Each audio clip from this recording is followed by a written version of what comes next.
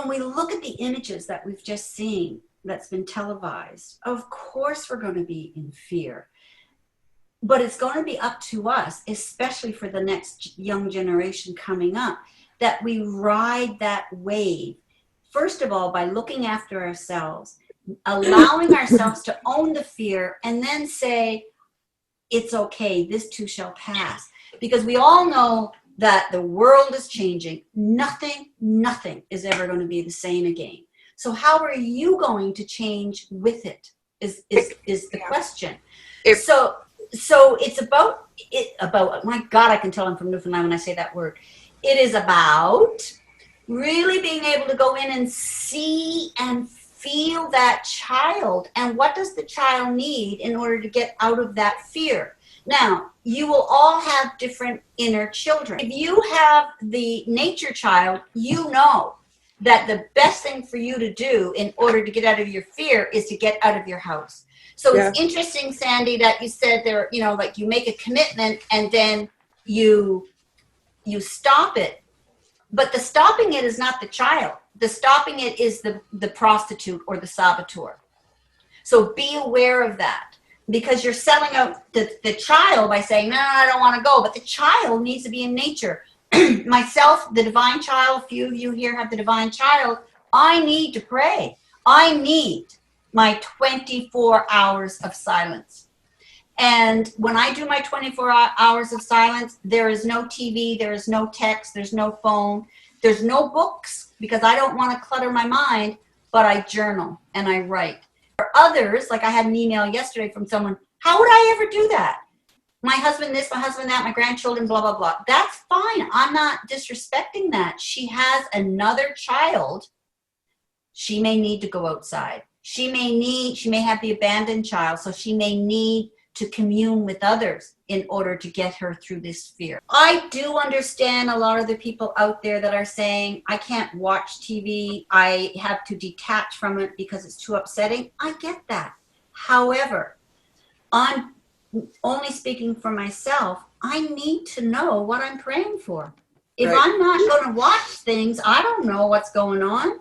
Yeah. I'm going to have to hear it from somebody else. And I don't want to hear it from someone else. I'm going to hear it from different newscasters, not just one, because there's many different ones out there. Then I form my own opinion, and then I pray.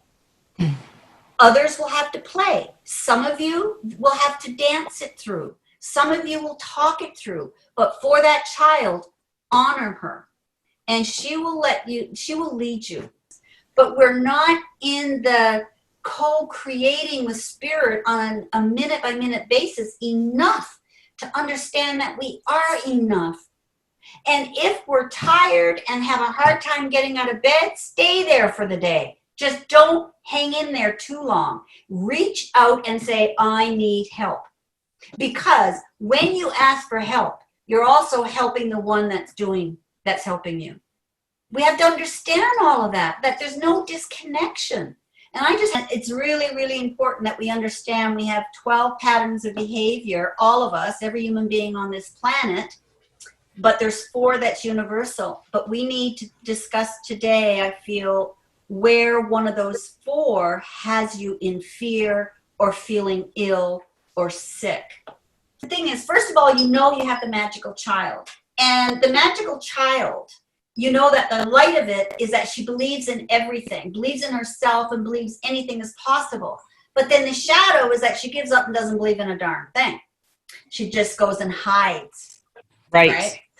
And I honestly, did anybody get a chance to listen to Carolyn Mace? I think it was on Sunday. And it was a really great webinar that she did. And her thing was, maybe the only thing that we need to do, maybe our highest potential, for those of you that have done the work, it's in the 10th house, is just to empower one another. That may be all we're here for. Mm-hmm. Right. And we all think that it has to be great. Sitting back in prayer, if it's the divine child, sitting back in nature, the animal lover, if it's the orphan child, whatever child that lives inside of you, even if it's just that one prayer of God help me and show me the way, is going to make a difference. We don't see it, but when you take your last breath, you will know it, because it will not be from what we did.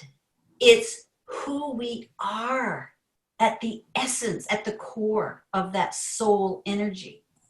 But especially a magical child, great, we feel we have to do great things. Saying thank you, speaking in kindness, praying may be all we need to do. It may be all we need to do. And some of you that have taken the course, you've heard me say this many times, you might be here to run a tea company, or you might be here just to enjoy one cup of tea, giving thanks for the mug it's in, the tea, how it's harvested, and the water that you're drinking. That one thought in this whole global universe of thank you, God, might be all you're here for. And for most of us with an ego, and I'll put myself up number one there, it's like, is that it? Yeah, it might be. We don't know. We don't know. Only the soul knows. So, may I ask a question? Yes, please. So this is Louise, by the way.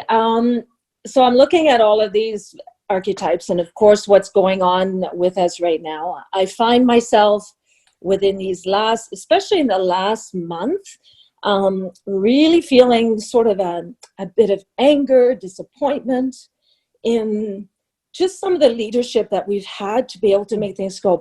So I'm thinking I must be in my victim phase, because one of the things that I feel that is my purpose in life is creating beauty for people, creating beauty within themselves, the environment, uplifting, empowering. And everything I'm doing is blocked. It's constantly blocked. And so then I go back into, well, I might as well just go for my walk but I feel like I'm giving up when I do that. Yes, I'm looking after myself, but I feel like there's this calling saying you need to have a voice and you need to be that leader that with that 35 years has been there in the making. And I feel so stuck. Anybody else, because I want to say welcome to my world. Anybody else feeling like that? You've been reading my diary again, Louise. Oh my God, I'm living it, baby. I'm living it.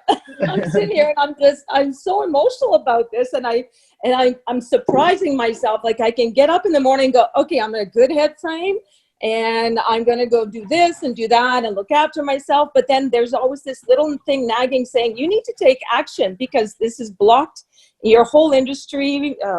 And you should take a responsible role. And I'm running out of ideas. I feel tied up.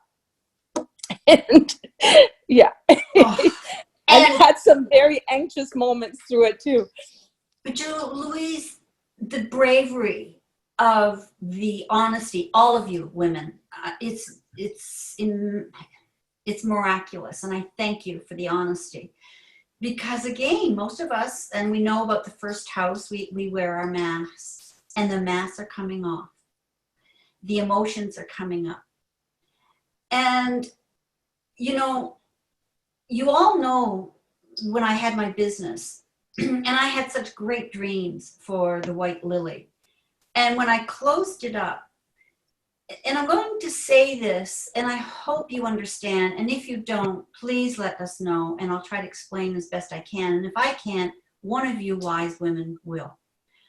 Perhaps, just perhaps, our highest potential is to understand, weep, and live through the grief of our planet for once in our lives as a human being and as mankind.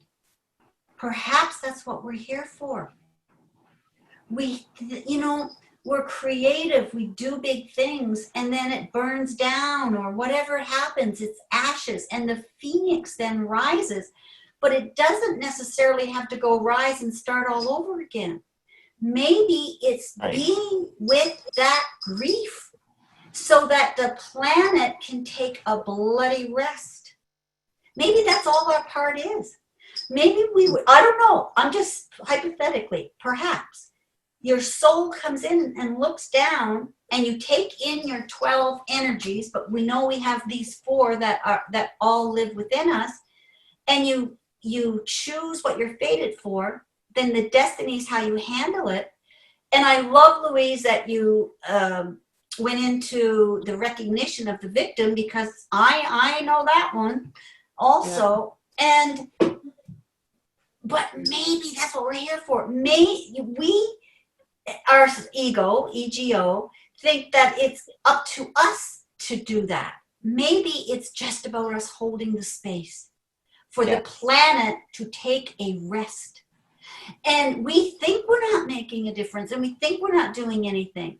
But getting out in nature and offering the gratitude, and to be able to offer gratitude and do something good for somebody, but nobody else know about it but the planet, Mother Earth, the cosmic force. And it isn't just on the planet, it's the whole cosmic force.